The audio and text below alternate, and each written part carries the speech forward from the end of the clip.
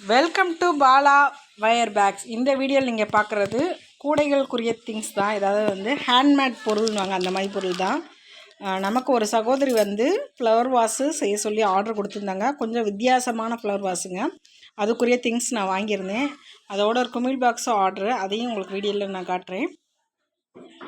இது இலை மாதிரி இருக்கும், அரும்பரும்பாக இருக்கும். புல்லு தான் இதில் எல்லா டைப்பில் இருக்கும். அரும்பரும்பாக இது லீஃபுங்க, தனியாகவே இருக்கும். 100 கிராம் இந்த மாதிரி தான் நான் வாங்கியிருக்கேன்.